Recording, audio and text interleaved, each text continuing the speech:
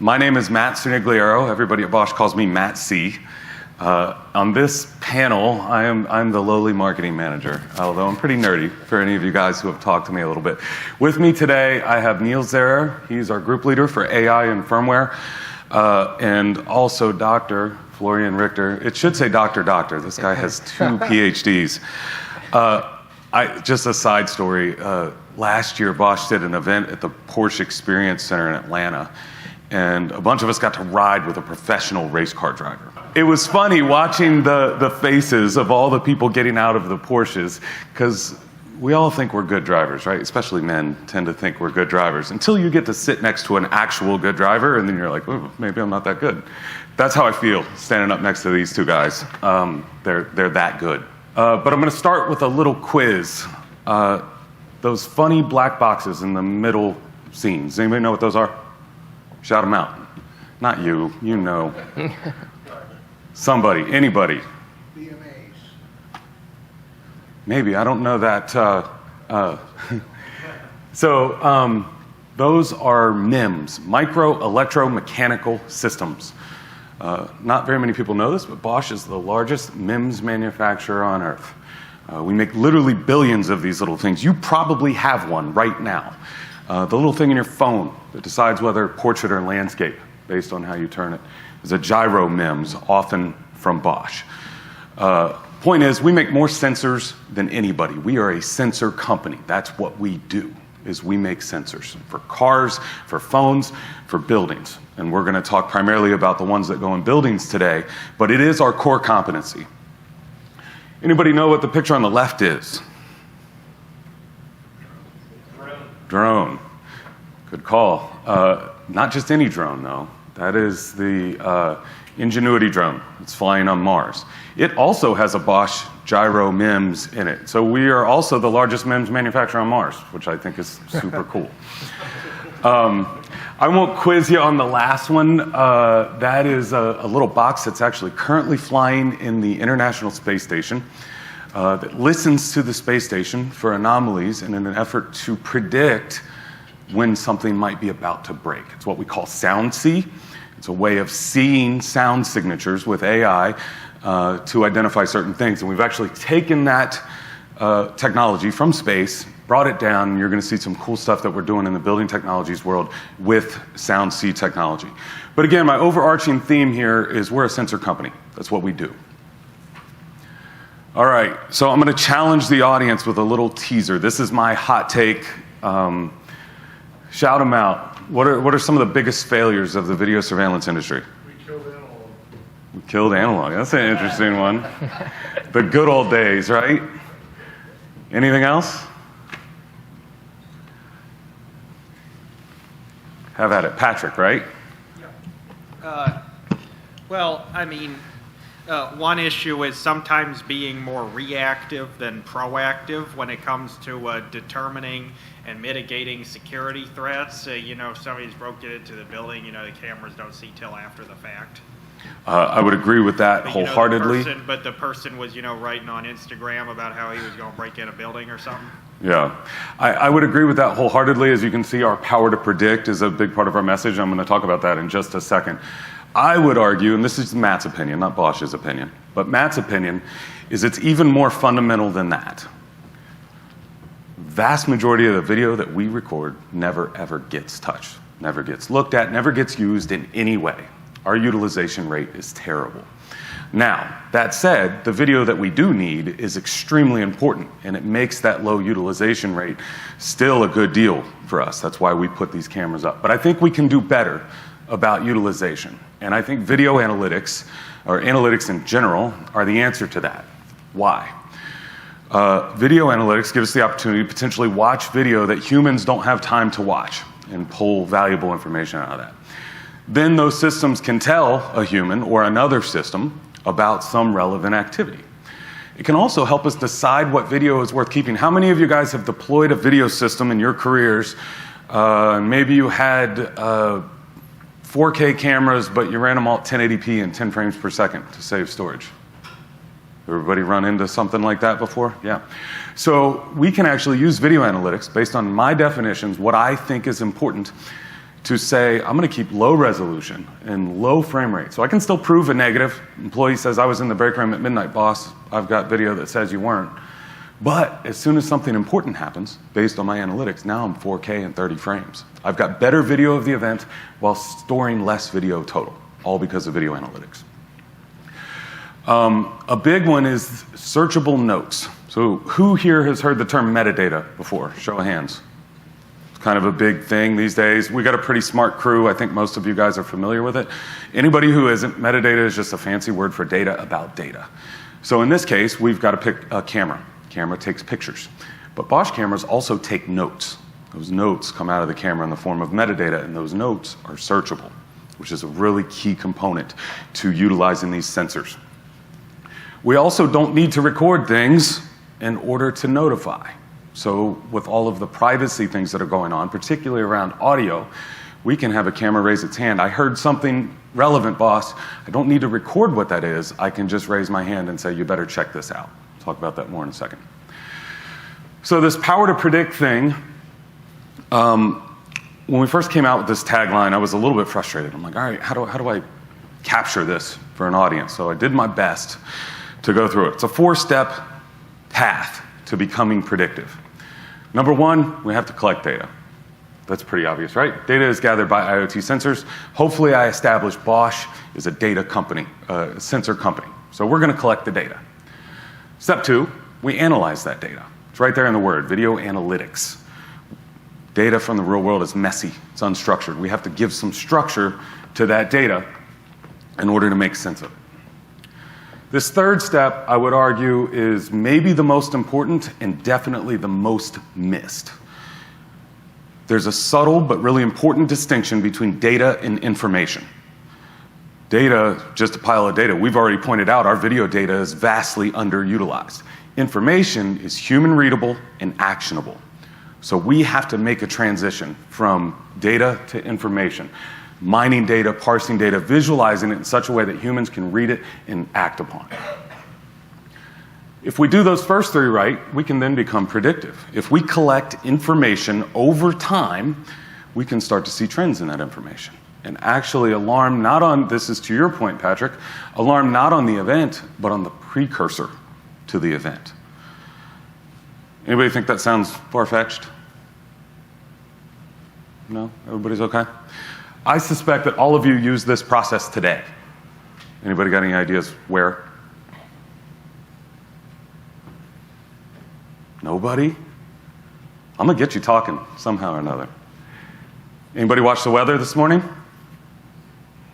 That's how they do that. I used to live in South Carolina. We get hurricanes. We would know 2 weeks in advance a hurricane was coming toward our coast. You know, it might be off this way or that way. The level might be a little different, but they were really, really good at doing that. They collected information about Atlantic storms for 150 years, collected data, I should say. They analyzed that. They put it into computer models. They turned it into information, and they saw the trends over time. And now you guys have all seen the spaghetti model about where the storm's going to go, and it is remarkably accurate. So what we're proposing is instead of a weather system, we're going to take something like a government building or a stadium. And if we collect enough information over time, we can start to predict the weather, if you will, in that facility. This is a precursor to that. This is when the line to the restroom gets too long.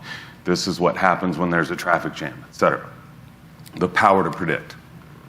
Oops. Okay, so the last thing I want to kind of prime you on before I turn it over to the smart guys is artificial intelligence. Anybody heard AI just since you've been here? It is every technology industry's buzzword right now. And it's really frustrating because marketing guys like me have sort of poached the term artificial intelligence as a marketing buzzword. And that's frustrating to me. I have a million companies talk to me about AI, and none of them want to tell me what they mean. What does that mean to me? How does it work? So I want to talk a little bit about the specific form of AI that we're often using. Computers aren't really good at complex tasks. They are good at very simple tasks very, very fast. So here's an example of a really simple, the world's simplest equation, what we might give a computer. A, unstructured data. In my world, that's pictures, comes from video. Plus B, some sort of rule. We're going to apply a rule, size, shape, whatever the case may be. We're going to get an output, an answer to our equation. A plus B equals C. So the way we've done this for many years, A is my unstructured data, plus B, contrast, movement, size, shape. Some of them might be hard-coded, some of them might be user-defined, but if we did our job right, we apply the right rule, it's going to give us the right output, the right answer. Hey, that's a car. So why is AI different? More specifically, computer vision using neural networks. It's the same equation. I can't control the picture. That's the picture the camera took, right? Car's either there or it's not. So, but instead of adding the rule, we give it the answer. Give the computer the answer thousands, hundreds of thousands, millions of times. And instead of telling it the rule and telling it to calculate the answer, we give it the answer and tell it to calculate the rule. And in so doing, we can calculate a far more robust rule than a person could ever code. These guys can tell you way more about what's under the hood of a neural network and how these decision points work and how they're layered, et cetera. But the point is, this neural network can now help us make this decision based on this unstructured data because we trained it. What does that mean? It means that we get detectors like this. And this is actually an early prototype. This is an old video of the Bosch traffic detector. Far more accurate detections, many simultaneous objects, occluded objects, stationary objects. This is no longer motion-based. This is object-based. And the detections are far more accurate. Works for people too. These kinds of scenes with a lot of people were historically challenging. So a big part of the shift in this technology is not what analytics we can do, but where we can do them. These complex scenes before were just too much for the previous generation of analytics. These new neural networks are giving us access to scenes that we've never had before. Anybody ever been stuck in this little hell before? Believe it or not, you are doing a service.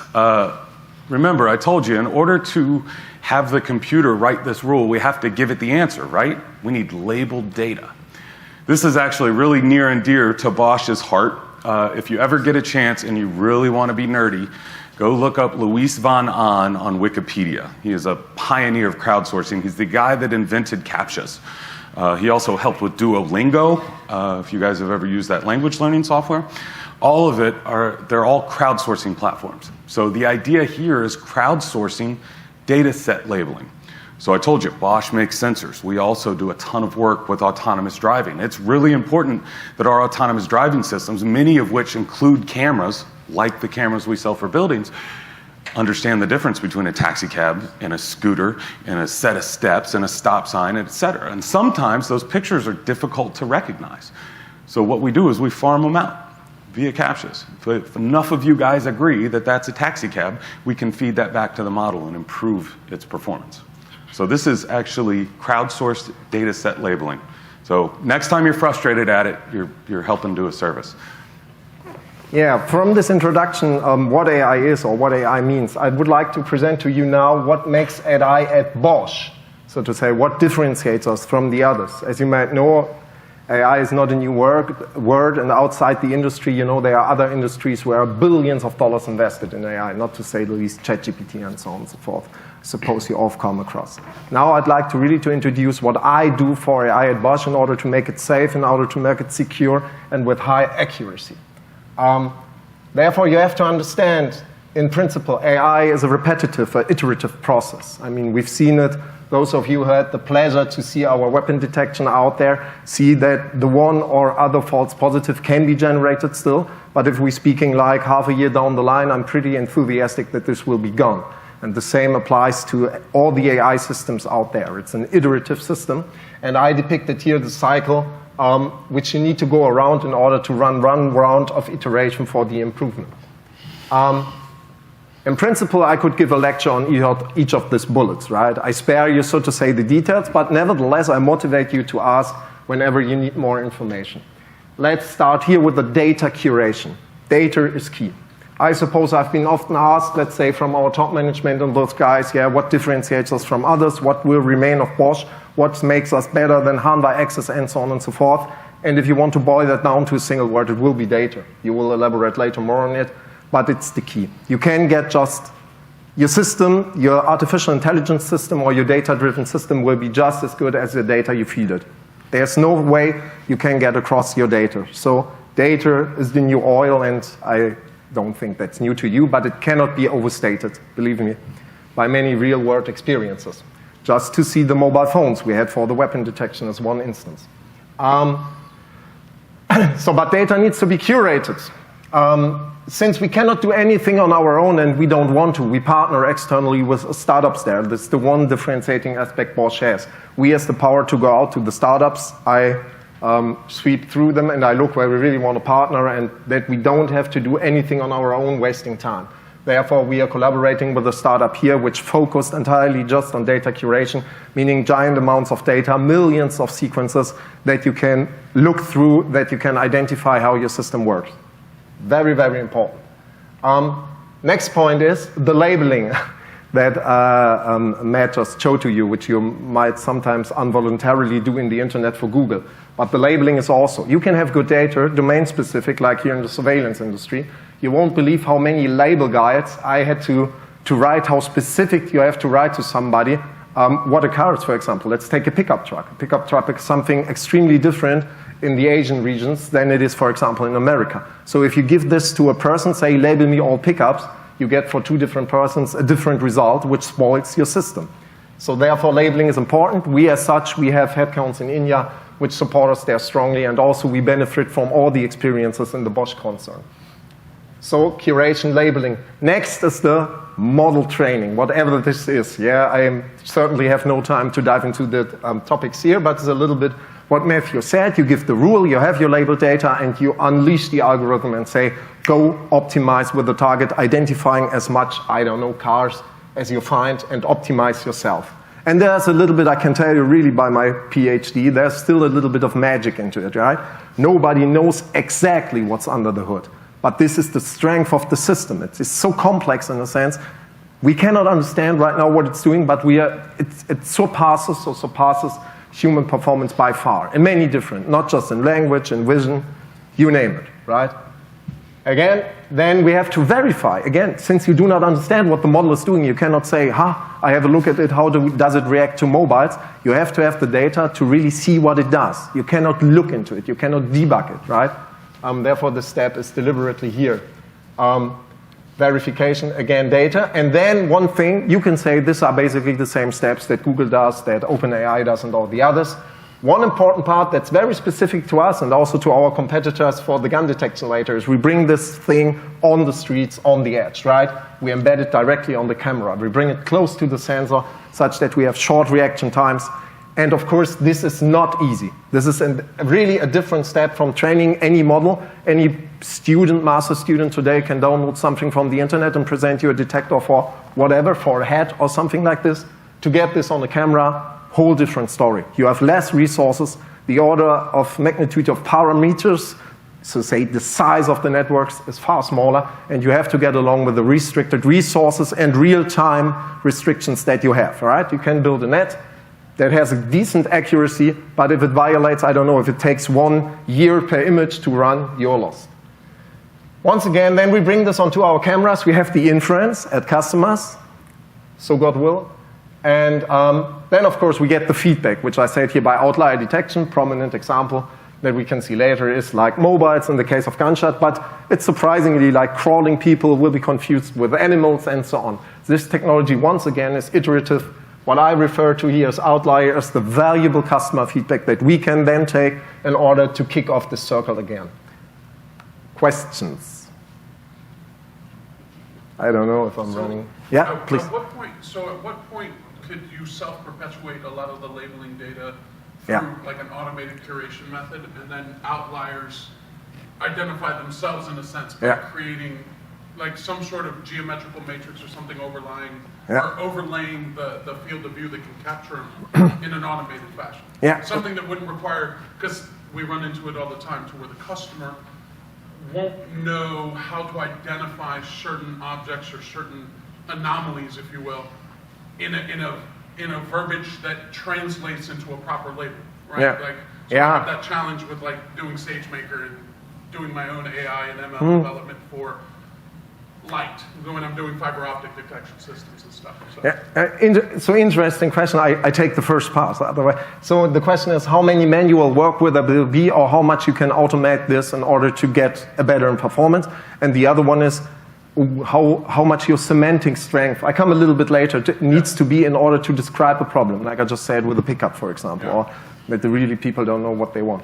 First thing is clearly the human amount becomes less, right? Also, we now highly automatize this. Nevertheless, it will never vanish. You have to have a human in the loop to become acquainted even with the problem in the first sense. Like I say, what you cannot teach to a human, you cannot teach to a machine in some sense.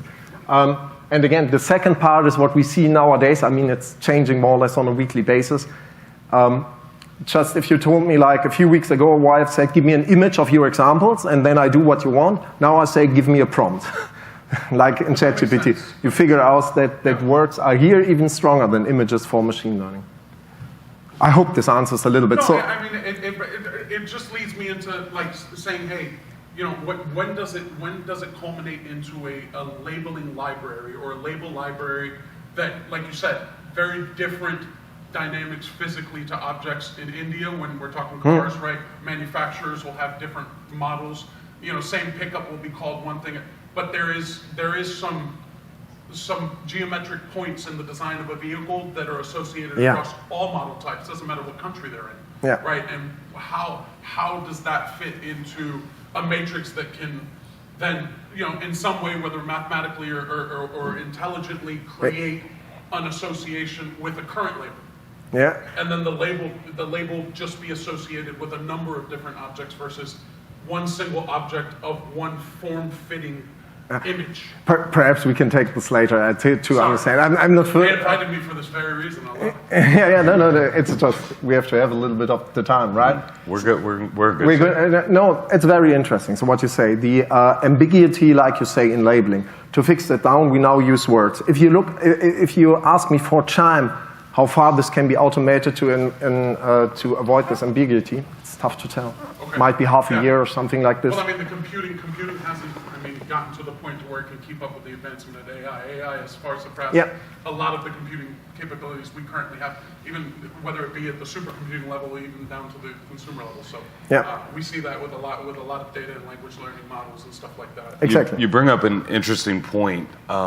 There's this sort of perception that AI is going to fix everything and it's the right technology for everything.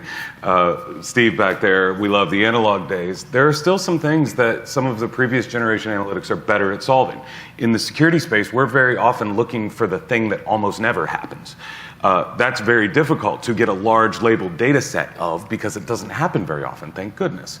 But nonetheless, that's what we're looking. So this anomaly detection is sometimes really difficult with AI because we don't have the big labeled data set that we need to train really robust detectors. So you're absolutely right that this is a crux of the entire problem.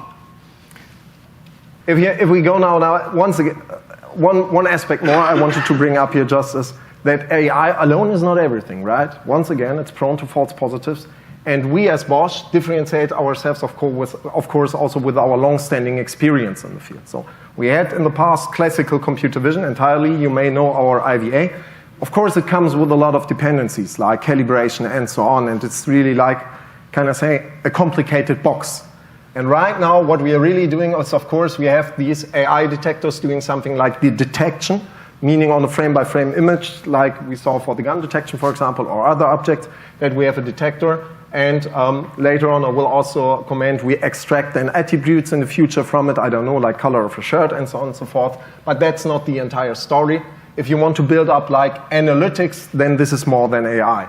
And we have the calibration. We have the classical optical flow, though we bring it a little bit down due to the false positive reasons.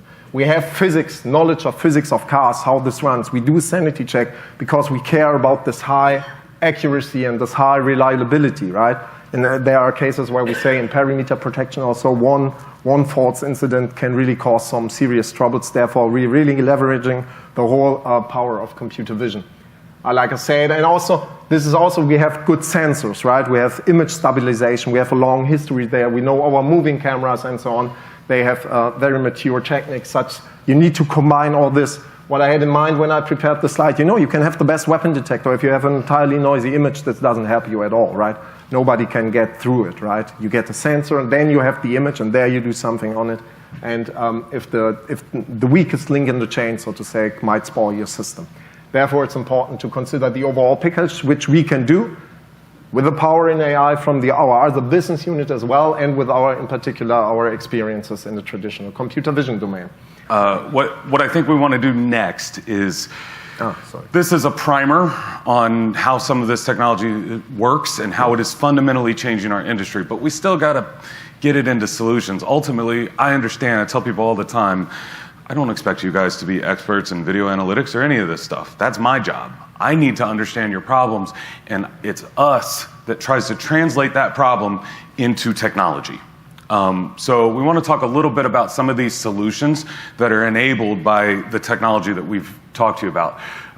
So our IVA Pro, intelligent tracking and LPR stuff that's coming, our traffic detectors, our perimeter detectors, which still utilize a lot of the optical flow, because for that application, there's actually some huge advantages to that. Our gun detection solution, which I know I've talked to a few of you, but that's Neil's baby, and he is going to deep dive for us, as well as some things that you can do inside of your facilities. So the first of these is vehicle entry point. And of course, there's hardware behind all of this. You have to have the right hardware to run this. So in particular, our new Dinian line, which is what we do bullet and box cameras, that's our fancy name. So we have both a mid-tier and upper-tier product, the 5100i IR and the 7100i IR. Both of these have the ability to do a license plate capture mode. Now, I want to make a distinction between license plate capture and license plate recognition. We have a mode that allows these cameras to capture a great picture of a license plate in all sorts of lighting conditions. They then would typically ship that picture off to some software for the optical character recognition or license plate recognition to read that. Moving forward, we will look at an embedded license plate recognition that actually reads the plate for you. But in the initial release, it'll have the capture mode, which allows you to get a picture that you can then feed to software. We also have a really cool polarizing filter on the new 7100i that I'll show you for entry gate security. One of the other things that we're moving toward for a lot of our cameras is interchangeable IR modules, or I really should say interchangeable LED modules. IR has been sort of a standard in the industry for a long time, but we're actually finding that for a lot of customers, IR isn't the most obvious answer. It's actually white light, because white lights scare ne'er-do-wells away. And so you have the option to add a white light diode to this instead of IR. We also have the option to switch to 940 nanometer IR or invisible IR if you don't want anybody to know that there's any lighting there. We also have this cool new polarizing filter. Is it going to play? There we go. So this is interesting, particularly for vehicle gate applications. We have the non-polarizing filter. Notice that we can't see into this car because of the reflections. But in the polarizing filter, we get a really clear view of this person inside the vehicle.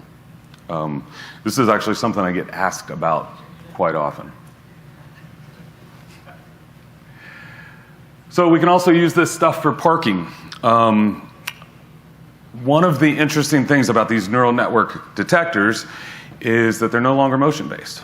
I can actually alarm on what's not happening. I know that sounds like a weird statement, but for parking, for example, understanding that a space is empty or that a car hasn't moved in a long time, it's actually a really important piece of information that was always really challenging before with these motion-based algorithms, because something had to happen in order to get a detection.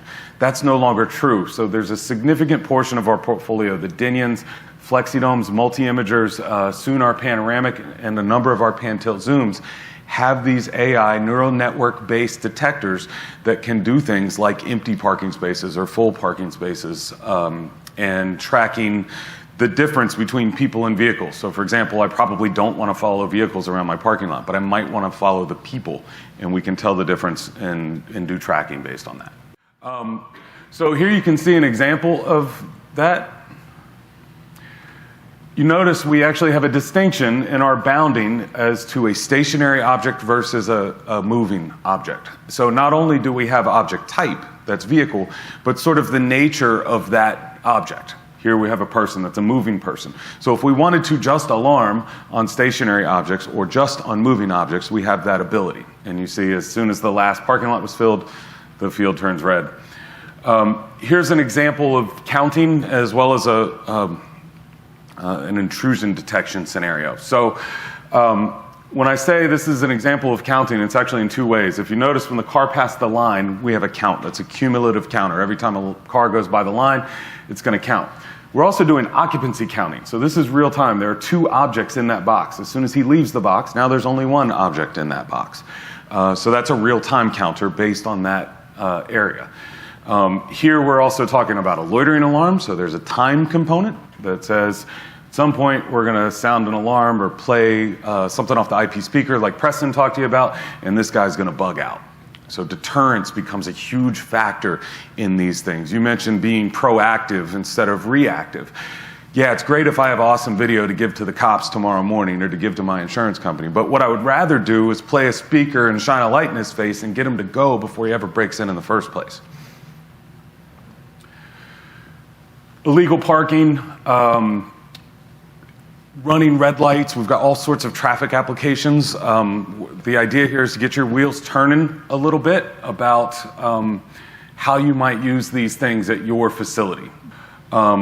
With that, pass it over to Niels. Remember I mentioned SoundC, so this is how SoundC has landed in our world.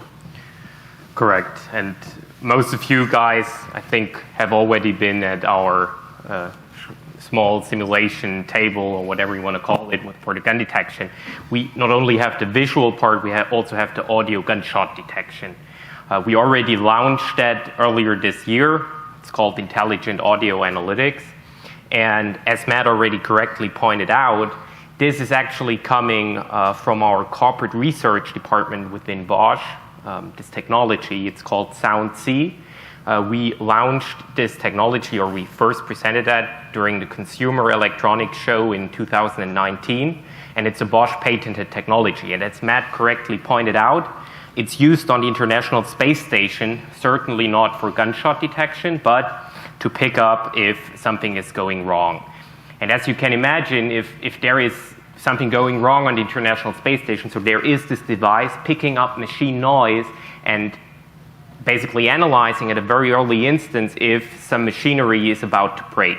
And you need to schedule the spare parts which you want to send to the ISS, and therefore it's important to get this kind of information very early. We transferred that same sound analysis technology now to our cameras. That's what you see in our FlexiDome Panoramic 5100i. We have our this very same technology, and we retrained it for gunshot detection.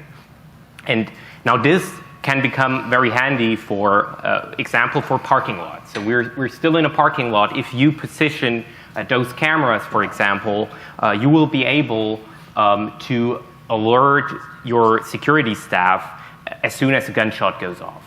So that's basically what's listed here. So typically in such a situation, when there's somebody is firing a gun or some other kind of rifle, there is a lot of panic because nobody knows where the shot came from, and everybody's running around. And what we want to give in that situation is situational awareness. So we don't not just only give you an indication of where this whole thing happened, but since we have 3 of those MEMS sensors, and Matt told it before, we're a sensor company, you also get a directional estimate. So the 3 of those sensors, they pick up, basically you can calculate that from which direction the gunshot came, and then you also not only get the detection that it is a gunshot in the classification, but also the directional estimate. And with that, you can, so to say, very early react. We integrate this then certainly also into video management systems. So this will is integrated and, for example, in BVMS as just an event that is generated from the camera. And the good thing is, since everything is computed at the edge, so right on the camera, there is on the one hand no delay in detecting that specific instance of a gunshot, but on the other hand, it's also from a data privacy perspective very good, because none of this audio data needs to be recorded or leave the camera in any other way. So you can keep it to the camera. There is no private data being transmitted somewhere in the cloud. So it might be also specifically relevant, let's say, for confidential areas where you don't want any audio to leave this specific room. And what's maybe specifically interesting for the parking lot is the detection at distance. So we have a 75 feet radius equating to a 150 feet diameter, which we have for that technology. And that brings me to the next application field. So we were coming from the vehicle entry point, where you need the license plate capture. We've been talking about the parking lot, where you maybe want to detect how many parking spaces are occupied, what kind of vehicles you have in there. One other important part is the perimeter. So you want to know if somebody is trying to get over your fence and detect very early if somebody's trying to get into your perimeter. And one specifically important aspect is that it has a long detection distance. And this is now really one thing where we personally believe that Bosch is particularly good. So if you, for example, look at our new Dinian 7100i IR, there you can really see that it's not just about the analytics, it's the camera in conjunction with the analytics. Because we have this extraordinary image capability, Starlight X and HDRX. This gives you the best image, even in low light. And now we combine this specifically on that bullet camera, you get an extraordinary IR range. So we have 459 feet, which is amazingly long. And now we combine it with our analytics. So if you don't have that IR and that image technology, at night it's black. You can have the best analytics in the world, you will not see anything. If the image is black, even the human cannot do anything. Since you have that good picture, you can now layer on that picture the analytics which are picking up somebody going over that fence. So that's why you take the Dinian 7100i IR for that perimeter scenario. And now what we need to care about on our end is that it not only works in that perfect scenario conditions with good lighting and everything, but that it also works in the more reliable and more challenging conditions like rain or in the winter season, and that we minimize the false alarms. We will also show just in a second how this will continue, because we currently have in our portfolio the IBA Pro Perimeter, which goes, and for example, on Dinian 7100 IIR, it's included by default. But we also have another technology coming up shortly, early next year, where we improve that detection. And if you detect those intruders early, you can certainly respond. And we also have specific integrations with VMS systems that you can, for example, also if you have a person at the perimeter, that you also can visualize this person on a map, because we are not just giving a detection of that person, we also give GPS coordinates, so you also get a geolocation of that specific person trying to enter the perimeter. And that's also what is shown here. So we give you that reliable long-range intrusion detection with this enhanced metadata that also contains the GPS location as well as speed. So now you basically see that person. You can configure your rules such that you pick up the persons. And the important part here is what we have for the perimeter protection is a hybrid model. So analytics and specifically AI is pretty good in detecting objects or any kind of moving thing, or in general also static objects, which is known to the neural network. But as soon as it's an unknown object, so let's say you train your neural network to detect people and vehicles, it will get really good at detecting people and vehicles, but it will not be good at detecting an umbrella, because nobody has ever shown an umbrella to the neural network. So we basically have here a hybrid approach.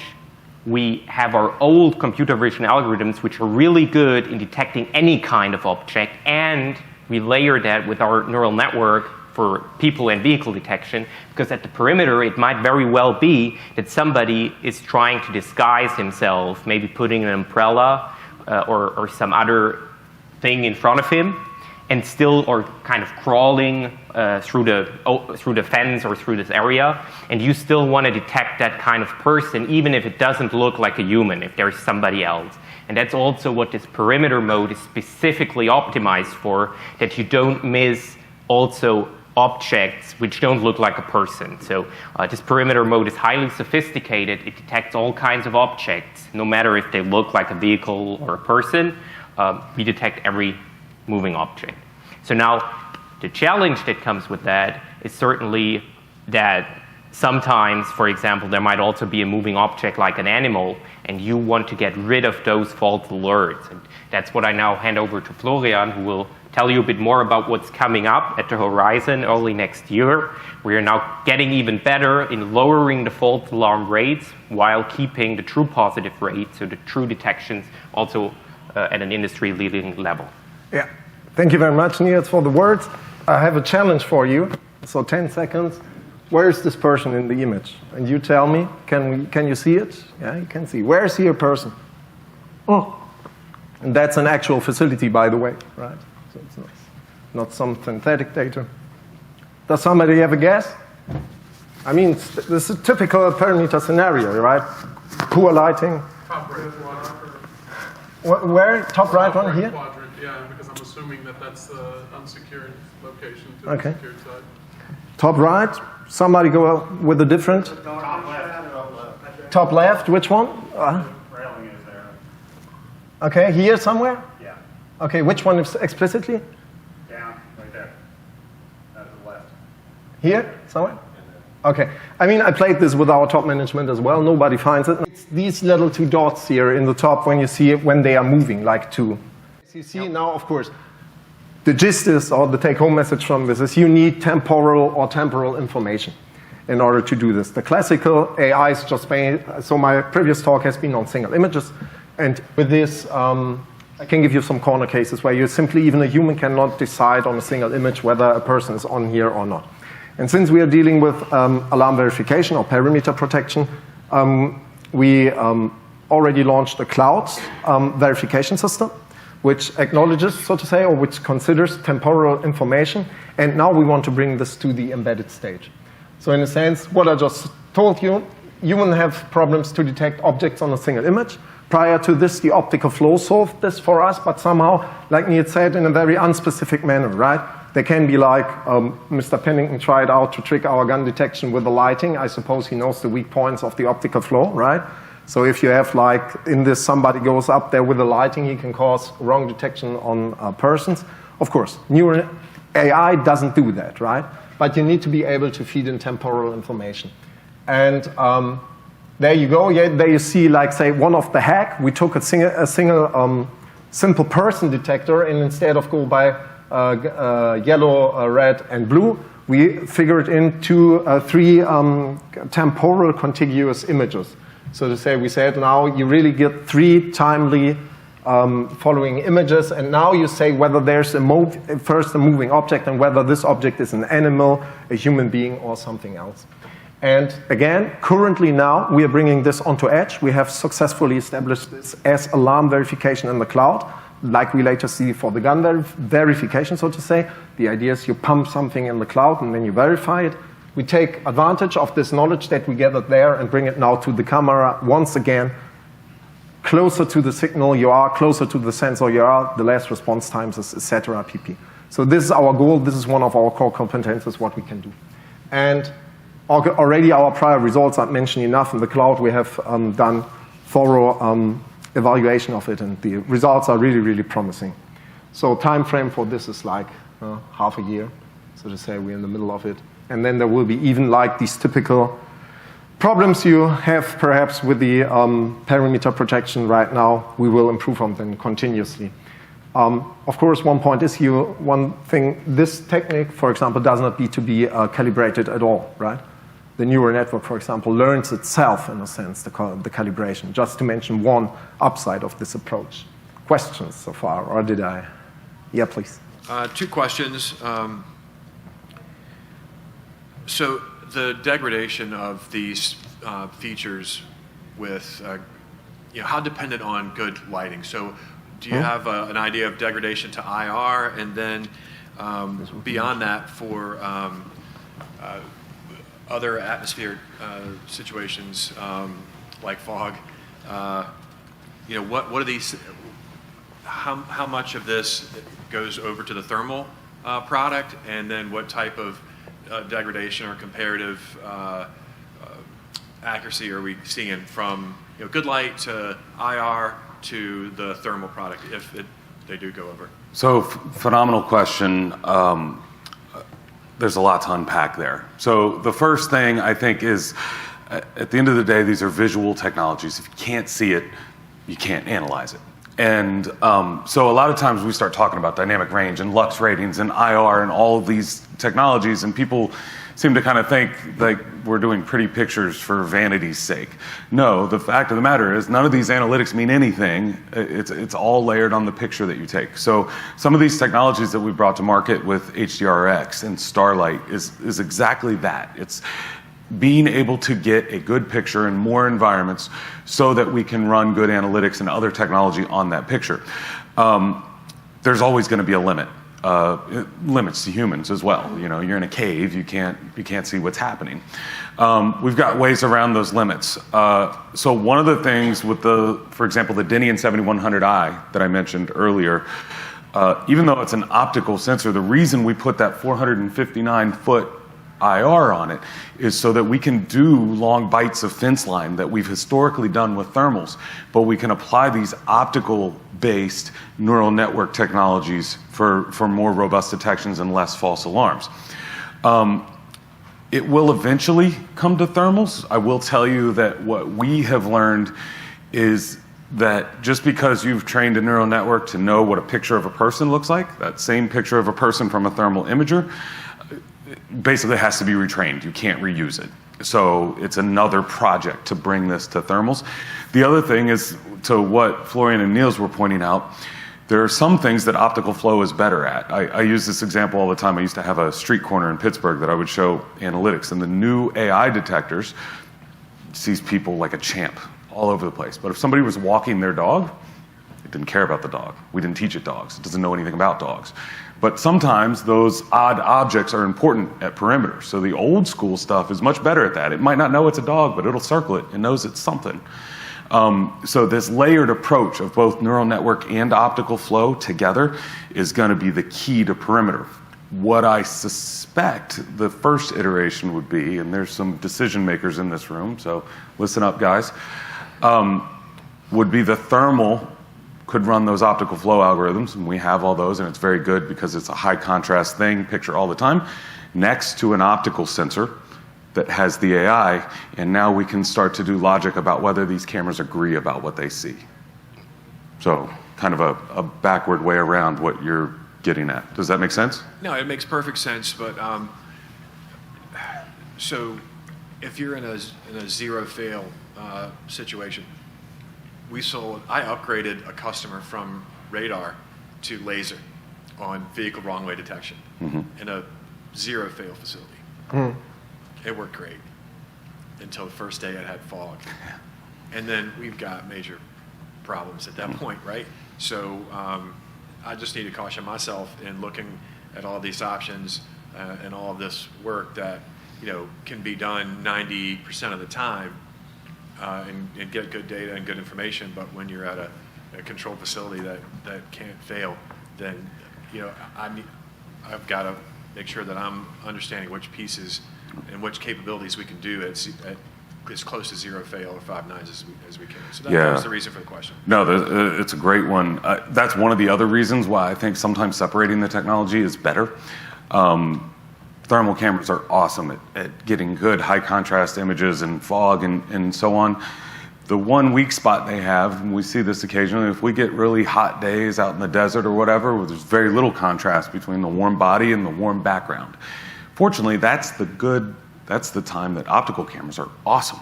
Great lighting, so those two things complement each other, whereas the opposite is also true. It's too dark for the optical camera to see. Now the thermal comes into play.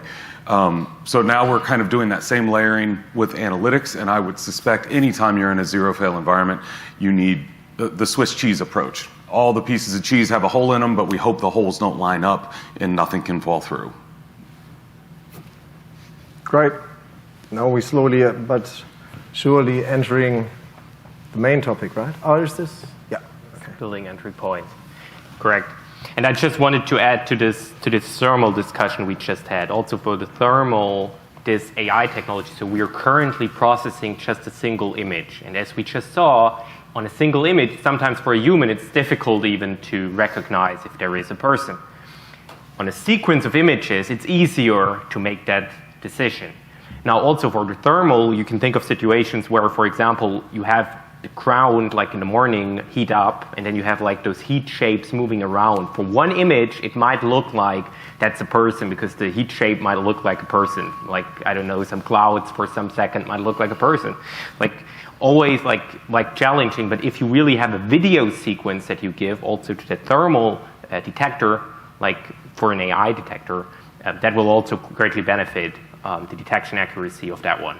So we expect with that transition in the neural network technology that we see a much better accuracy in overall detection. Then by layering it also with the old technology, we can also ensure that by giving that setting to the customers that you still have like all the alarms catched, you just have an option to filter your false alerts and bring them down. So when you're talking about layering, I'm assuming you would at this point, right, because you haven't done it on thermal, you would use maybe the still frame as a point of validation for the motion, right? So actually, initial frame, you see the object still, and use it as the validation for the motion of that exact object. So that exact object gets a unique identifier for it in still image, and that unique identifier then follows through, and you can see it in motion, and you would use just basically that data point as the validation point for the image. I mean, because I wanted to lead into a question basically about, with perimeter intrusion, one thing that's a challenge is not every scenario is going to be volumetric. You're not detecting in an area because the larger the area, the more prone you are to nuisance alarm. Doesn't matter if your neural network understands every single object in the frame, there's going to be environmental parameters that change constantly, right? Correct. So it's me thinking, it's like, hey, what other scenarios other than area detection? Is there some sort of trip line? Is there one zone to another detection? So taking a single zone being a prerequisite point of validation for that object, crossing a threshold, and then entering the next point, like some current thermal competitors have. Right? Yeah, we absolutely have that. Not only do we have that, we pioneered that approach because line crossing is a momentary condition. It's very difficult. It's very easy to false. So we typically do a dual zone intrusion at a very minimum. At the end of the day, what I think you're referring to, regardless, the detection is just step one. And I tell people all our cameras do is detect objects and track. And you can see that. We've got a bounding box, we've got a track line. Everything else is filters on those two pieces of information. So did this object go from here to here? Did it stay in this area for longer than a certain amount of time? Is it this type versus that type, et cetera? So that's just the filtering process. And ultimately, we can get the detectors right all day. But to your point, these environments, not only each one is different from the other, but they also are changing in real time. We need to get the filters right for that particular application once we have the detection. So the detection is a prerequisite, but then you have to have that filtering process. Understood. Okay. Hey, I just got one additional question. Just follow along with these guys. So as we deploy capability to our customers, a lot of times we're looking at video analytics. It ends up turning into a science project, meaning, we've got to find the limits of where this technology is reliable, right? So low light conditions, heavy rain, I got a busy background, bushes are moving, and I got people under all or any of those conditions, and if my defense and depth strategy, I'm going, okay, I can't take the data sheets off of any of this stuff and go, this is where it'll work. No, I've got to go prove that out and find out where the limits of your particular capability is, that I can tell the customer you can rely on it under these conditions, and on these other conditions you cannot. And so you got to understand if it's heavy rain or if it's low light or if it's very windy and you've got a lot of bushes in the background, it may not be useful for you. And so you'll have to rely on your other we need those kind of guidance on the analytic capability. So as you guys deploy that or improve that capability, at least giving us information to help make informed decisions, because otherwise we are down the road in a very extensive prove-out capability of where does this work and where does it not work. And the bad news doesn't sell, right? I mean, you're the sales guy, right? We sell the good news, right? For those who were in the security assessment seminar earlier, we talked about dependent systems. So, a really good security person is going to look at HVAC systems, is going to look at power systems, and even though we can't get to zero fail on these things as we're doing an assessment, and we are setting the customer's expectations. First of all, his point is we got to make sure our expectations are zero sum, right? And then as we work to the customer's expectations, it really brings in those other components, clearly maintenance and lighting, right? So if we're talking about the limits of, if we take weather out of the picture and we just look at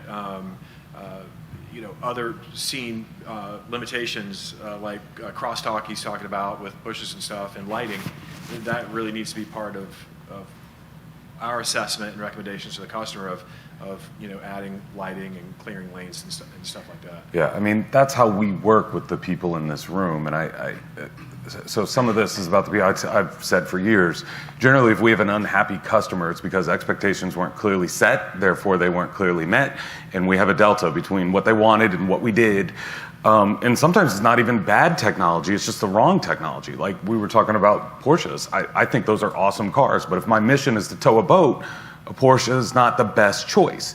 And sometimes, so that expectation setting is critical to any of these things. I wish I could tell you that it's never a science project. Sometimes it is. I actually love science projects. We get involved in them. What I will tell you is we, and Steve's group as an extension of us, will be candid. If we don't know, we can absolutely tell you, we're not sure, we'd like to try it. I'm gonna underpromise every time. On the flip side, even though we can't always divulge where it came from or where we learned things, we absolutely have some of these things in the bag that we do every day, and we have a very, very good idea of where they perform, where they don't, where are the weak spots, and we can absolutely share that information with you too. Unfortunately, there is a little bit of the dreaded it depends in all that. It depends on what problem you bring to us. Some of them I can say, yep, absolutely, check the box, here's how we do that, here's how you set it up, bang, bang, bang. Other times, it is, unfortunately, a science project, but we'll be upfront about that. Does that kind of get at both of your questions?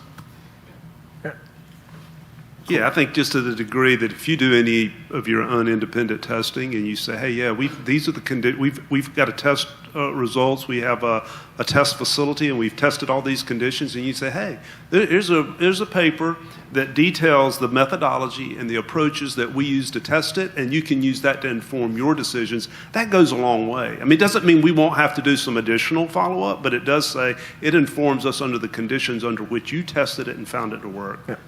I had this exact conversation with Sachin over there in the corner last night, who is our director of product, that we need to get less feature-based and more performance-based on our quote-unquote data sheets with testing methodology, et cetera, because we have an issue where some of the competitors, if you look at the list of features, it looks like they're ahead of us. But the fact of the matter is, if those features don't work, it doesn't matter. So if we're performance-based, all of a sudden you see a Bosch advantage, whereas if you're just looking at a list of features, maybe you don't see that advantage. So you're preaching to the choir on that one. I agree completely. That's the inherent opposition of sales and engineering, right? Throw accounting in there too, and you've got the whole deal. I'm the bridge between it all, so I'm the one that's in the middle of the tug of war. No, but we picked that up also in engineering, I promise. Valuable feedback. Cool.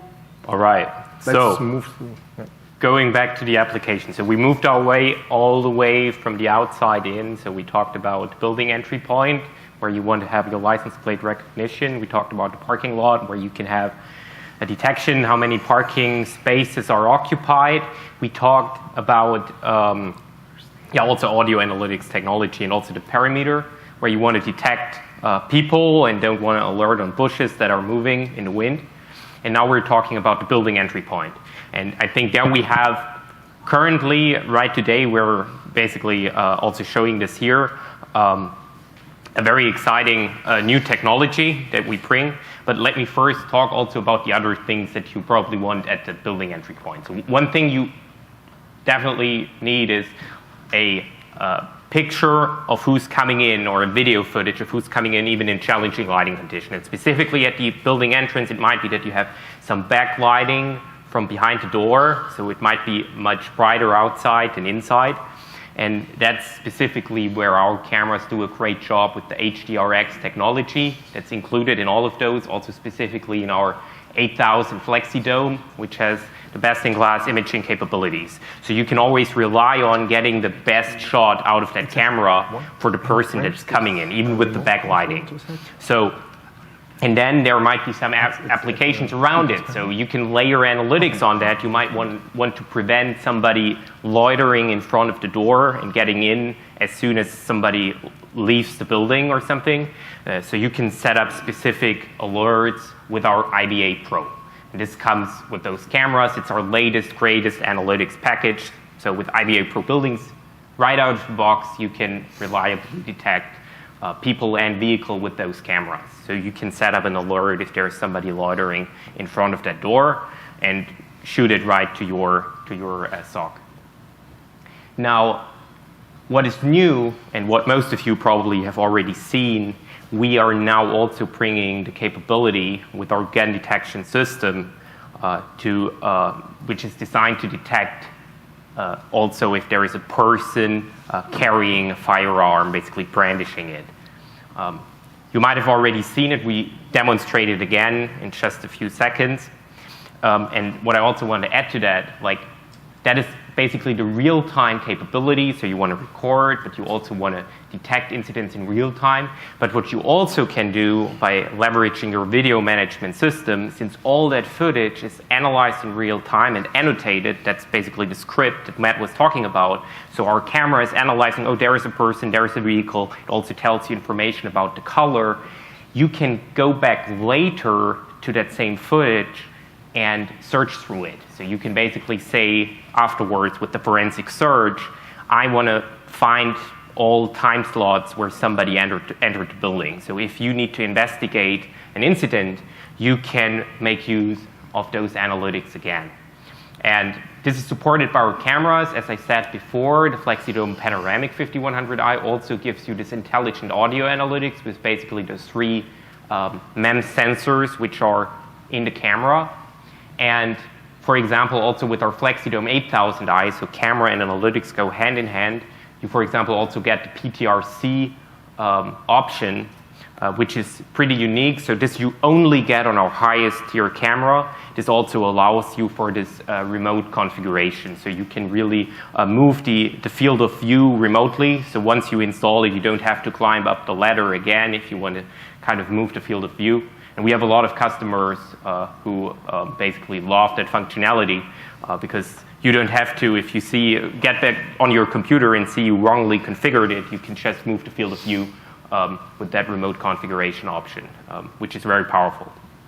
So, and with that, we have one video for our gun detection capabilities, which we also show outside. And as I mentioned before, so we already previously had that gunshot detection functionality, which is based on our Bosch patented SoundC technology.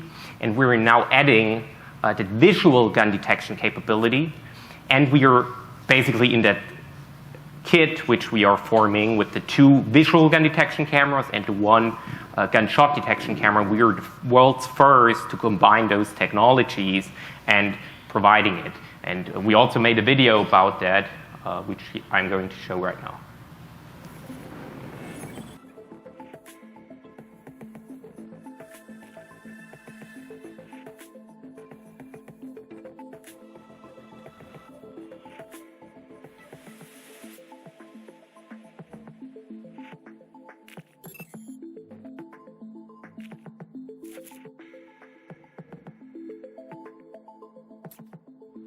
what you get is a gunshot detection capability from our FlexiDome Panoramic 5100i, as well as the visual gun detection capability on our dome camera.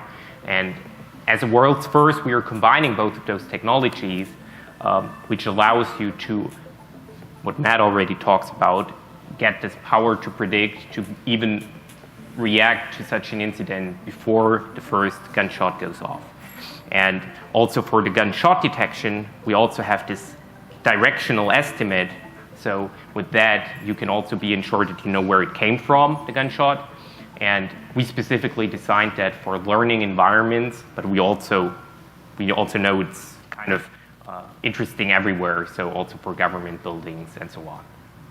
And if you're wondering now, why do we need to combine both technologies, I can walk you quickly through both of those, or the whole application flow.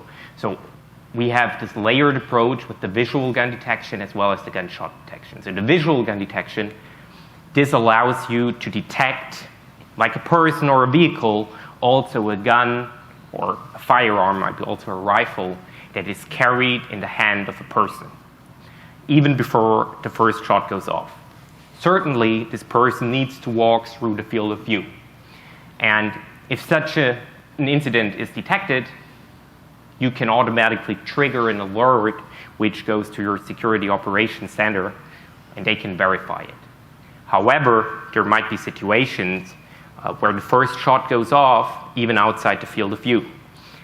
In these situations, the second layer comes into play, which is the audio-based gunshot detection. 75 feet radius, 150 feet diameter, so you can be, so to say, also rely on if you don't see the weapon but there is a shot, you also get informed. And with the directional estimate, you also know where it comes from.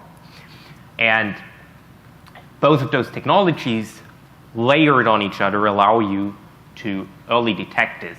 And here's the best part, since it's all integrated into your cameras, it's basically integrated into your existing security infrastructure. So it's not another silo of system where somebody comes to you and tells you, oh, well, we have this great new system, but it doesn't play together with all the systems you have. No, it's a camera, it provides you with video footage, and it talks to all the security systems you already have. So it can speak with your access control system, it can speak with your video management system, it can speak with all of that. It just integrates in what you have. And here's also a little picture of that. So that's also what you can see outside. So we have the two dome cameras. Many of you already played around with that. We say that this is both for one approach path, and this approach path should be around, or should have a maximum width of 30 feet. And we detect if there is somebody holding a gun in his hand. And at the same time, we have one panoramic camera giving you that situational awareness with that surround shot. So you have no blind spots in that area. And at the same time, you also get the gunshot detection with the three sensors. And as I already pointed out, we have a 75 feet detection radius for that gunshot detection technology. And that's, so to say, what we bring. We even make it easy for our distributors to order that system, since we put that all into one order number. So it's one solution, because you need those two cameras. We will also see that in the demo in the 2 seconds. It's really a well-designed system to ensure with the two cameras more than one, and to ensure that we have the best detection accuracy. And from a technology standpoint, just to also point that out, we have the latest neural network technology integrated into that camera. And as Florian also pointed out earlier, it's not that easy to get all that big network down to the camera. And as I said before, we specifically designed that also for schools. And as you may know, in a school, you typically have a school resource officer, which is basically a police guy, and he has a weapon in a holster. And if you also pick up the guns which are in a holster, you will get false alarms all day long. This is why our detector distinguishes This is what you can see here on the right-hand side. These are actual detections from our detector, which we just visualized here. So the green box, this is a weapon that has been detected as a gun in hand or a weapon in hand. And the yellow box, this is basically detected as a weapon not in hand. So you can distinguish if basically what we give you is just the detections of those green boxes. We suppress those yellow boxes to ensure that we do not trigger if there is just a school resource officer or just a police guy walking around. As a matter of fact, we were also talking to a large retailer, and the first thing they told us was, well, if we deploy that in Texas, like we will get false alarms all day long because everybody is walking with a gun. So that was basically the user research part of it. And also for us as a European company, it's sometimes we wonder, but there are a lot of people walking around with guns. So, and we don't want to alert on those, right? So that's a bit about the technology. So we make this distinction, and we also give you still the person detection in that mode. This means you can still do people counting. You can still get loitering alarms with that mode. It's all still working at the same time. Can I clarify that? So am I understanding you to say you have pose detection, meaning the gun is picked up and is pointed as posing at someone versus just in the hand, down by your side? So what we are doing is we are actually training the network such that it can distinguish between a gun in hand and a gun in holster. It's actually part of the network design that we can design. It's not explicitly working with the pose. We have some neural network design specifically done for that, but it's not working with the pose. Like the magic to it, right?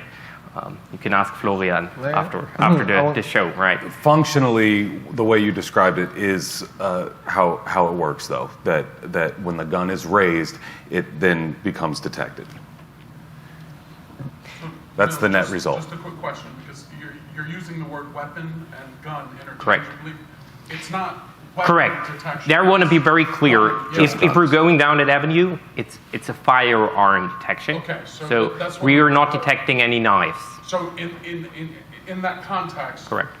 have you guys explored the path of unconventional firearms that are home brews, firearms that don't look like guns? Yep. So Right. So it's a big challenge in government facilities to where we're letting people in the building authorized with malicious intent, and their malicious intent is the crux of their malicious intent is that they're intelligent and they know what's going on from a security standpoint in the building, so they're going to find a way around, like our red teams inevitably do in the government all the time. The red teams find the vulnerability. I guarantee you they will. No, you have to be clear. It's like with the pickup truck, so to say, which are the example I brought prior to it. So what is a weapon and what not? And in the first way we decided all these toy weapons, homemade weapons, we have some examples there where we say we take them into the training set, right? Where we say this is definitely a weapon. However, caveat is you have to be cautious that you will not, I don't know, any screwdrivers then a weapon, right? So it's from semantically speaking, if you're not, so it's not clear where this decision boundary between those weapons is. And right now for the launch, that Neil says we are pretty clear. These are really rifles, professional rifles. These are not homebrew made guns. On the long run, this might be a different issue, like you just said. When we identify this, then we have to separately treat this. However, we're aware of this problem, but we haven't solved it, so to say, yet. Well, and along those lines, I'll give you a tidbit, right? My peer mentioned pose detection. To discharge a firearm in an unconventional manner still requires some difference in a human being's body language, right? So there's going to be, there may be some premise there to use pose detection and not just the motion of the arms carrying over, but some unconventional motion in the human being biologically that indicates that there is a behavior that's not somebody picking up a napkin to their nose, sneezing, or pulling their phone out of their pocket and holding it hip height. Because we've discovered guns and firearms in suitcases and people carrying them inside of pillows because they're working overnight on a military base, and then they come in and discharge their firearm, kill a bunch of our American soldiers, and we're caught in the middle.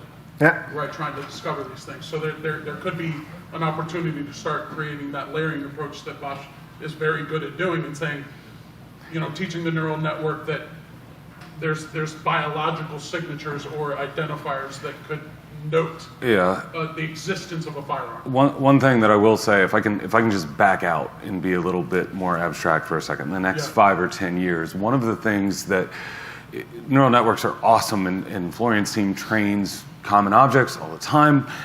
You're always going to be able to find an exception. And this isn't just in security. We get a lot of requests for, can you detect such and such in my manufacturing process that only exists in that factory? So long term, the goal would be to create a sandbox that would allow people, guess who has the most footage of that process? Is the factory itself. So if we can create an environment in which they can dictate what's important, and we give them access to our development tools to some extent so that they can build a detector that can then be embedded in a Bosch camera, we don't have to solve every problem for every person. So I think long term, you start to find the commonalities between the thing that you're detecting. Your poses might be different than his poses, but as long as I give you a place that you can put it together and then give it back to me for a camera, then we would like to push that off on you longer term, because no matter how many problems we solve, we're always going to be able to find one more. I have a laboratory just for that reason. It's MCD, like I work for MCD, and it is our position that our partnerships with our vendors aren't just one way. It's not the vendors producing technologies and innovations that we could use. It's how can we help our vendors improve their accuracy and their abilities and capabilities in our circumstances, because a lot of my circumstances are going to be individuals that are highly trained in defending themselves with weaponry, whether it be a firearm, sharp objects on, in an unconventional way, in a very, very underhanded way, if you will. Okay, we'll call you. So, I will. oh, please, I want to be first in line. So like the Gunshot I already mentioned, this is so to say layered on it with the sound detection. First detect, okay, there is some loud noise, then you want to classify it. The difficult part here is not to detect the gunshot, because as you can imagine, you could just say, I will alert on every loud noise. By that nature, you will get every gunshot, because every gunshot is a loud noise. But you will also alert on fireworks, like backfiring of a car, or any other loud noise. So the challenge here really is to have some good technology, which we have, to classify this gunshot correctly. And then you also want to estimate the direction of the gunshot, and that's what we're doing with our 3 sensors, because you can then triangulate from which direction this gunshot came. Now, overall, what we want to deliver, what we deliver with that whole solution with the 3 cameras, is this early and fast detection and notification capability, because you have the layers. You don't have to wait for the first gunshot to go off. You can already be alerted before the first shot goes off. The cool thing is, compared to a metal detection system where really people have to stop, this is frictionless. So you can mount the cameras and people can't just walk through. This was actually, before we developed that solution, we talked to a lot of schools. And I remember there was one principal, he said, one problem we have with our metal detectors is that every morning at 7 a.m., the students try to get in, we have a long queue. That queue itself is a security risk to them, because if there would be a shooter coming at 7 in the morning, that's a problem. On the other hand, he wants the students to get into the classroom, and he doesn't want them to be in the queue. And this basically disrupts his schedule. So with that kind of camera system, you don't have people queuing up. Everybody goes through. Everybody goes to class. Nobody has to stand in the queue. At the same time, you don't want to move all that footage somewhere. So since it's in the camera, all the data collection and processing, it's in the camera, it stays in the camera, it's privacy protected. And compared to lots of systems which are out there, specifically if you compare it with others, it's the most cost-effective solution. And we also allow pretty flexible payment options. So we know for education and also for government purposes, it's probably be a perpetual license, as you don't want to have, we use your funding and don't uses as a subscription. We have other customers like corporates, which are more relying on subscriptions here. And then, I already mentioned this, since it's a camera-based system, it's already integrated with all your other systems. So it can speak with your VMS, it can speak with your access control system, and you don't have to change anything. You can just add it on to what you have, and it will work in conjunction with that. And this now brings us to the demonstration, and which we certainly will do live.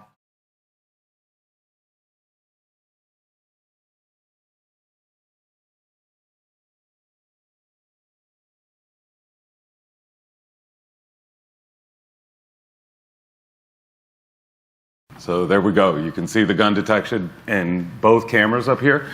A lot of people have asked just in this week, why are we using two cameras?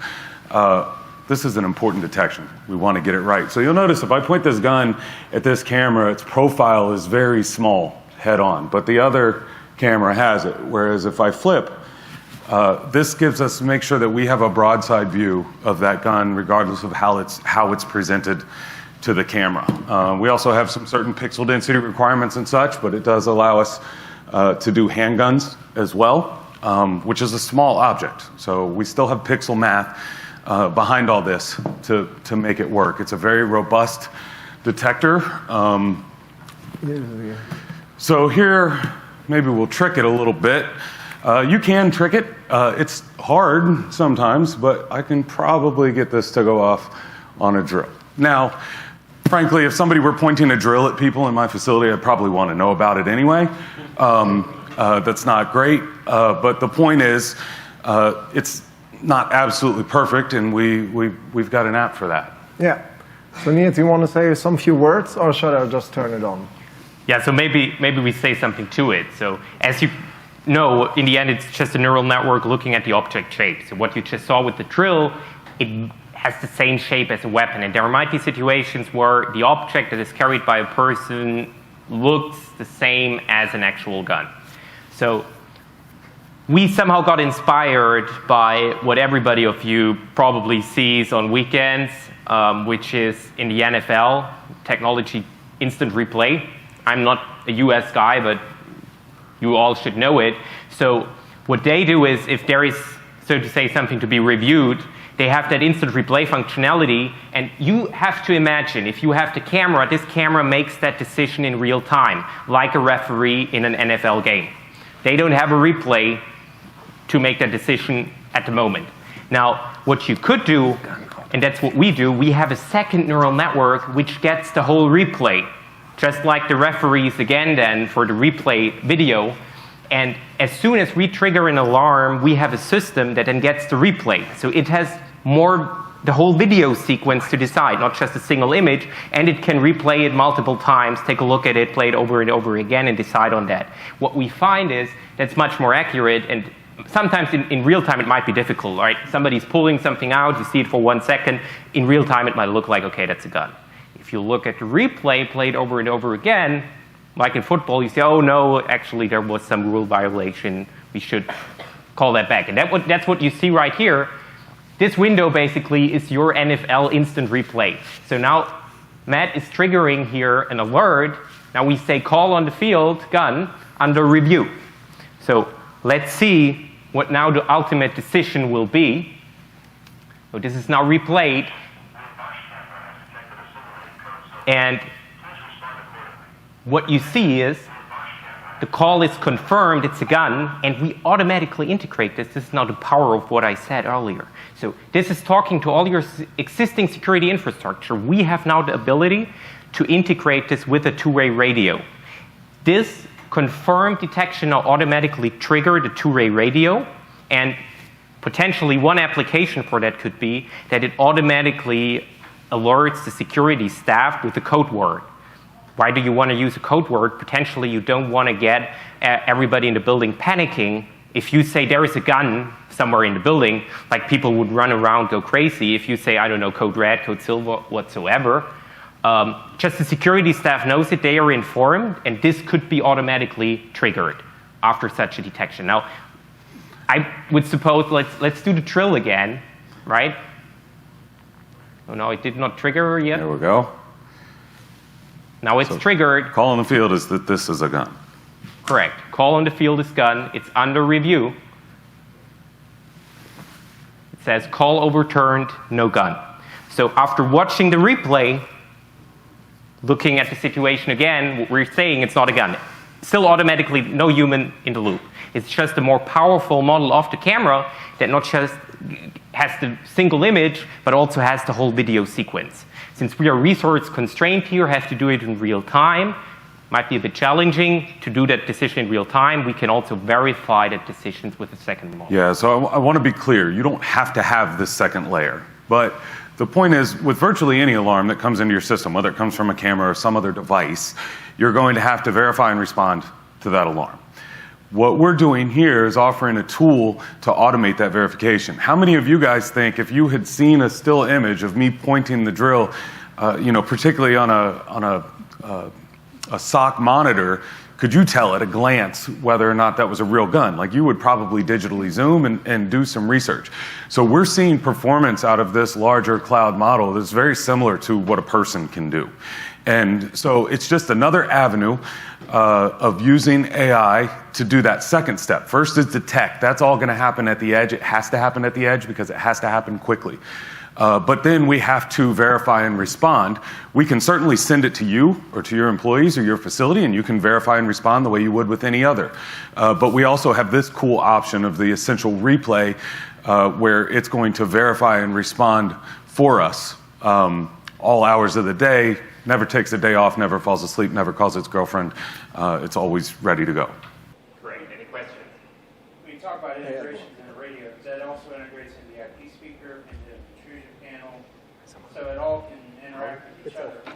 Say you don't have the ability to verify it, you can also take it into the intrusion panel and automatically simulate, or not simulate, that's something in mind, but you can automatically lock down your doors in the facility. If it comes back that the review says it is a gun. With everything integration and they working together, it makes it a very simplistic process. Correct. Question in the back?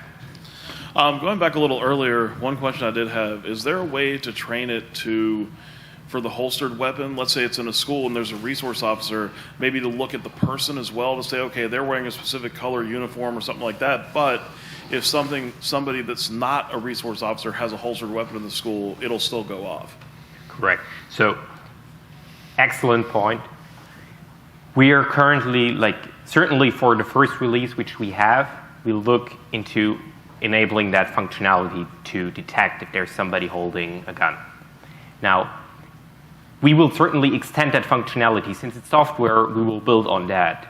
We have now different avenues which we can take. This is the first product without that capability to look at that person, but we are also looking to that. Like, one avenue which we have is certainly increasing the detection accuracy also against other adversarial objects. Second lever we could increase the detection distance to also see somebody in a bag with a gun. We could also take more analytics into account, and we will get to that in a minute, about the appearance of a person, as you said, with the uniform and so on. And another thing which we could do, we could even make more integrations. Maybe you also want to trigger a mass alert system and so on. So these are all paths we're currently looking in and actively working on.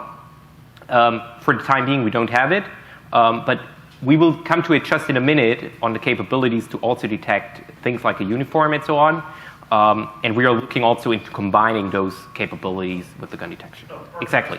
I know, like in a retail store, like you were saying in Texas, Correct. there's people that have guns there all the time. They can take that risk in a school or an area that doesn't allow guns. We want to make sure that only like a police officer or maybe a member of the military or someone that can have that gun is going to have it in there. Correct. So I want to be clear. In the initial release, we are not focused on holstered weapons. These are weapons that are of imminent threat. They're up. They're in. It's not, as Niels pointed out, explicitly pose detection, but we are expecting to see it brandished. As Niels also mentioned, we may go to holstered weapons, but kind of a poor man's solution to that.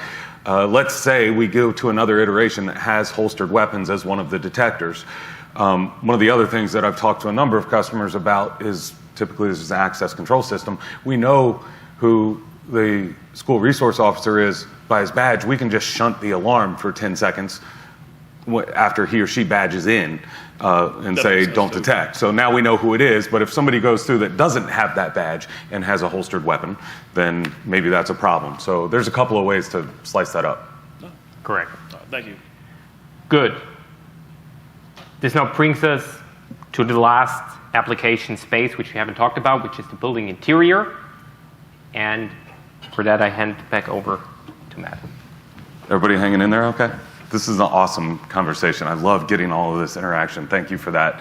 It's much easier than just sort of talking into the void when you guys are giving us stuff back. So a lot of the things that we talked about today can also be applied inside. I showed you those two scenes about outdoors with vehicles, but also with people. And one of the cool things about these neural network detectors is they work much better in complex, crowded scenes than anything has in the past. So some of the people counting applications and stuff that we would like to do inside a building that's relatively cramped, we can now do that we didn't used to be able to do.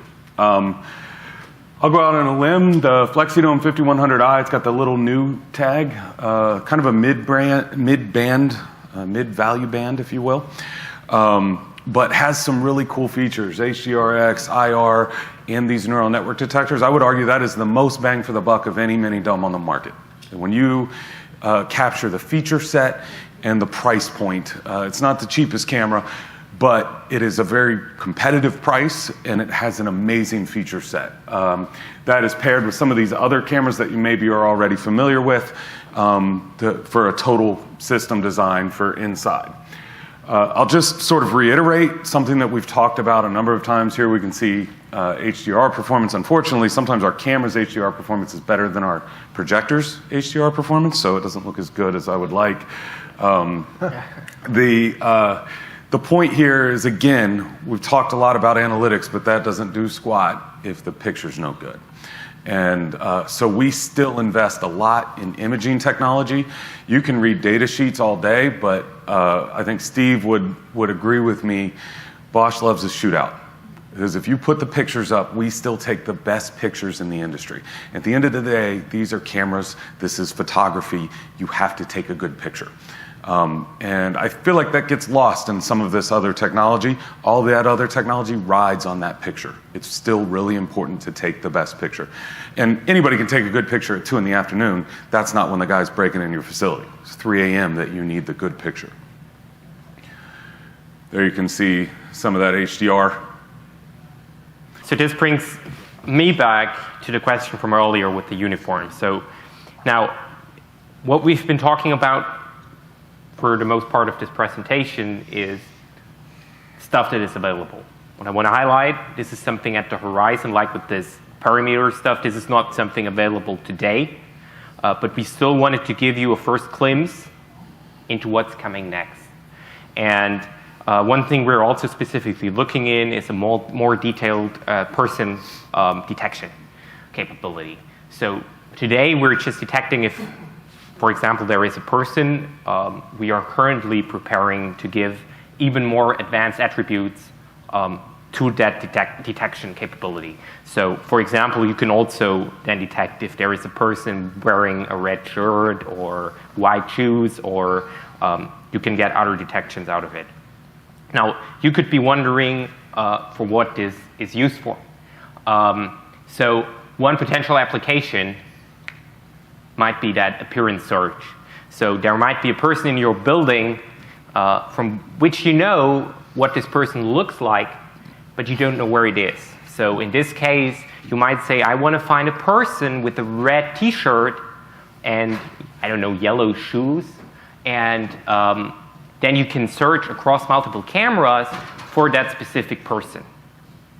This is one specific functionality we want to bring early next year, and this will also support then our latest cameras.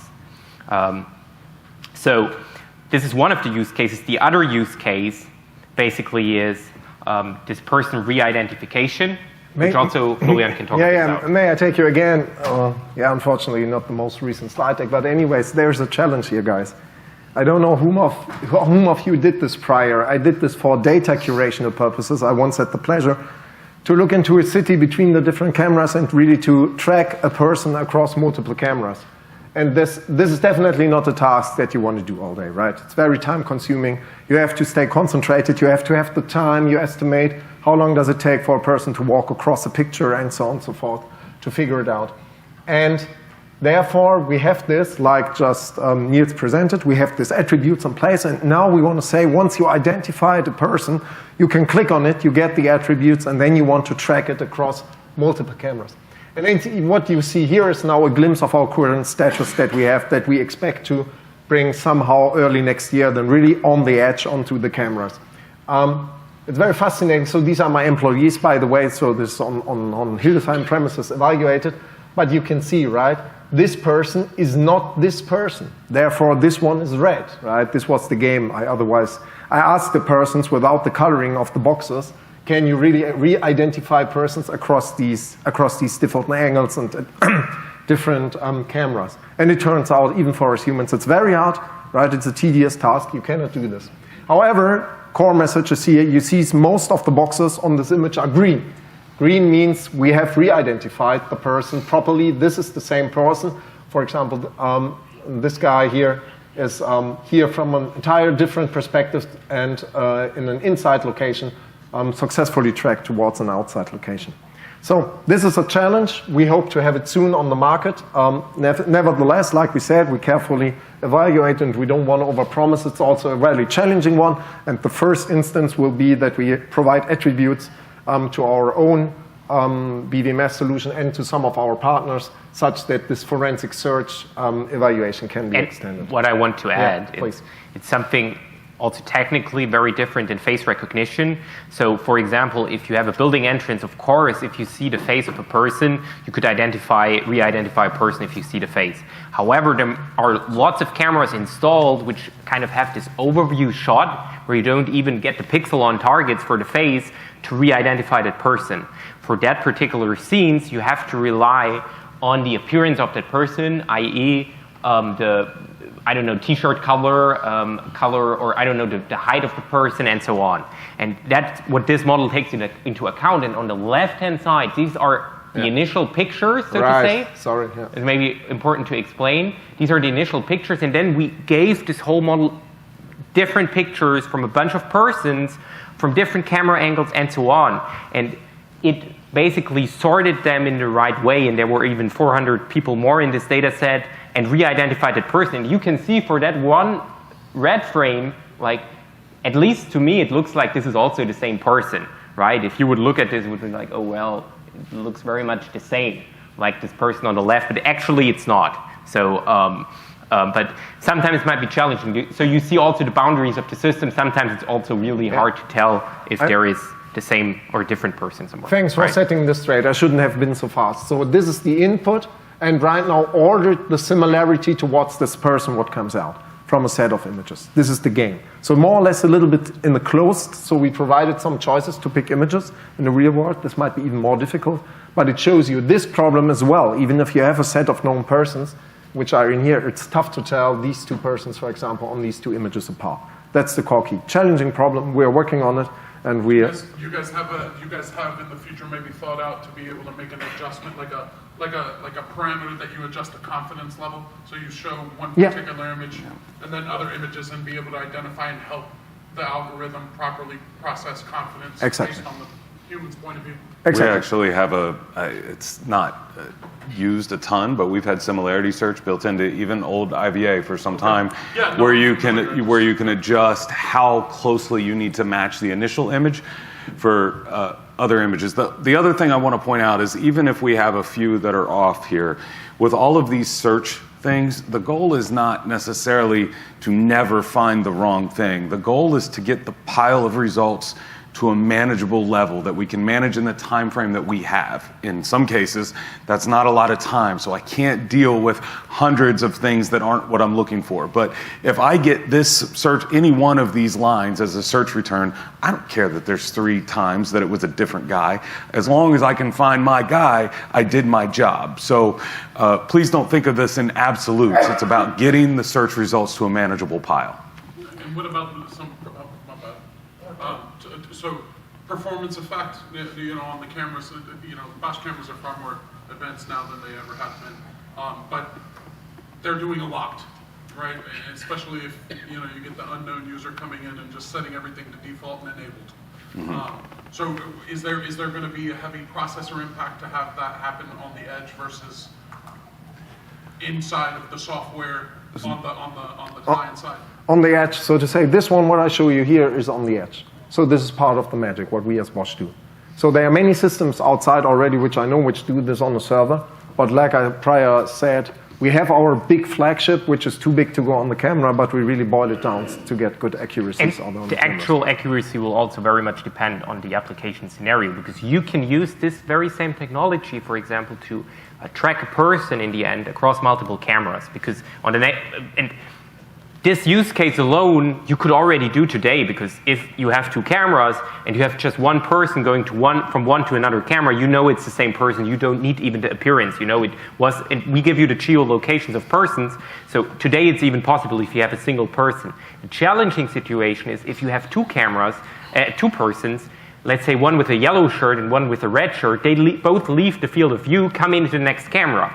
Currently, with the current technology, you cannot tell which is which person, because you lose track as soon as they leave the field of view.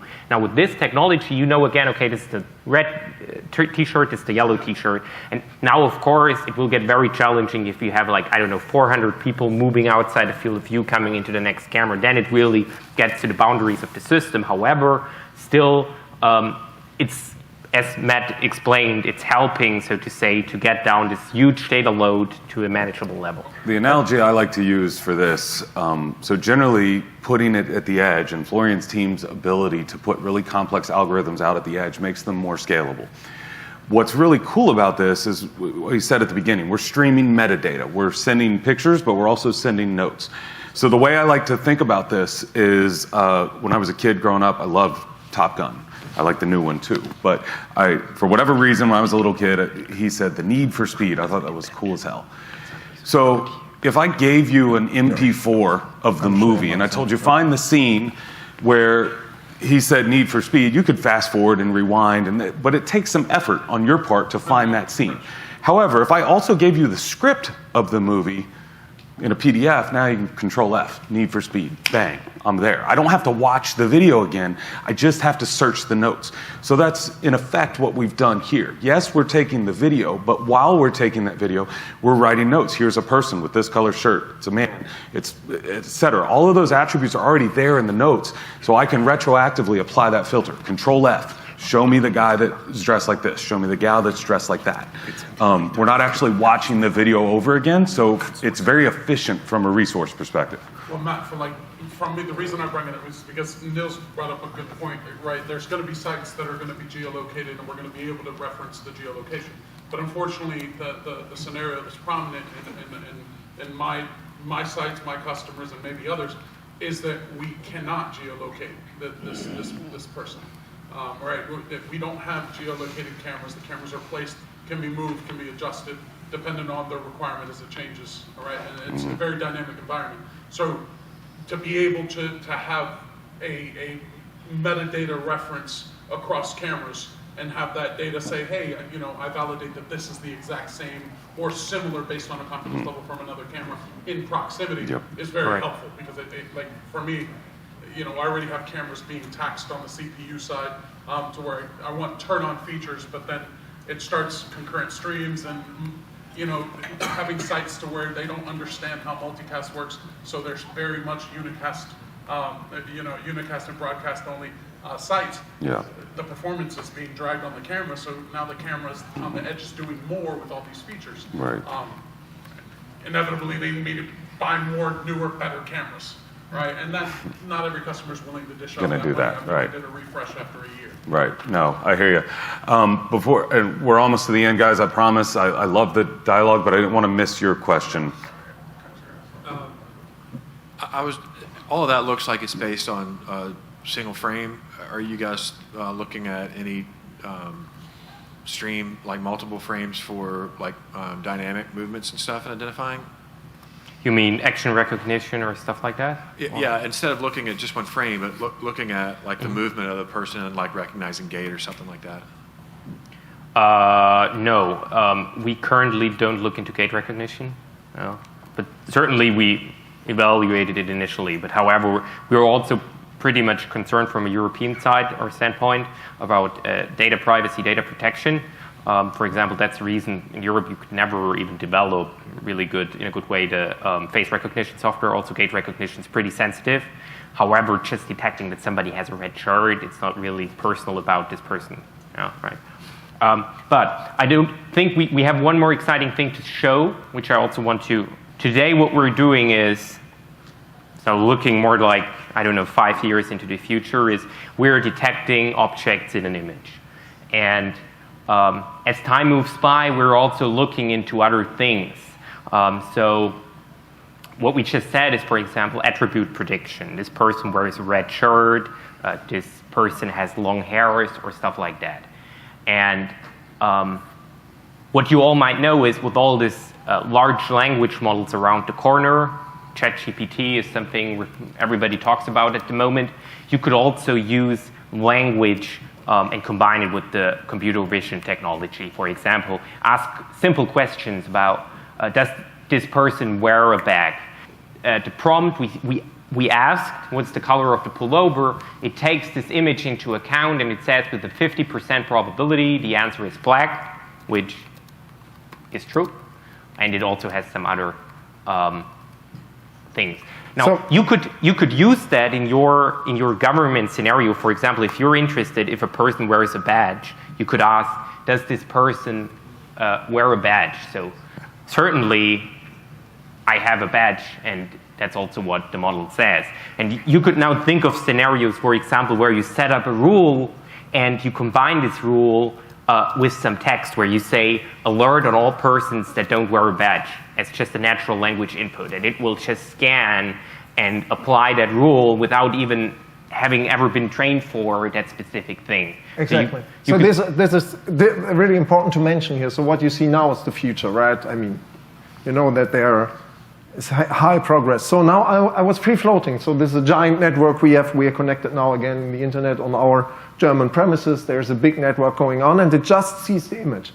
And I can free-floating by my text, see, is the person jumping? Does he wear a badge? It's not trained on badges or so.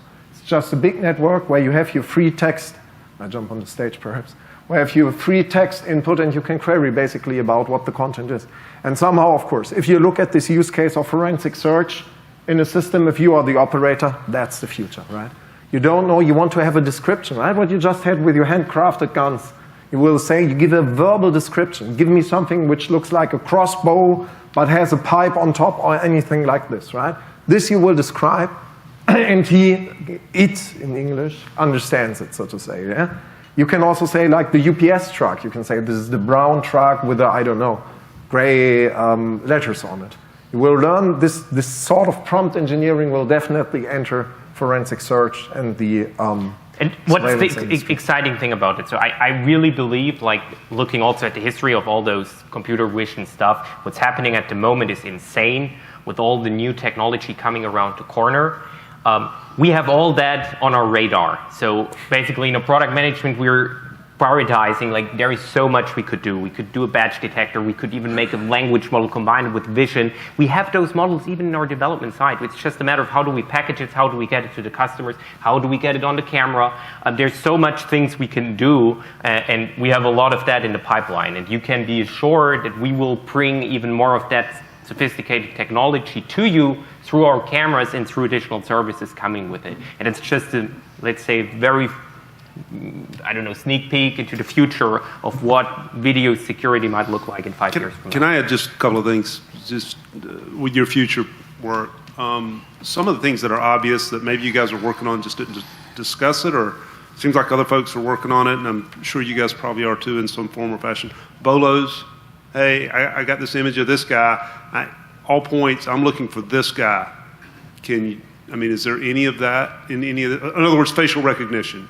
Any part of that, off angle, partial images of that person's face? Is that part of this? The person re-identification component, we would like to do it a little bit differently because facial recognition has some legal implications, particularly in Europe.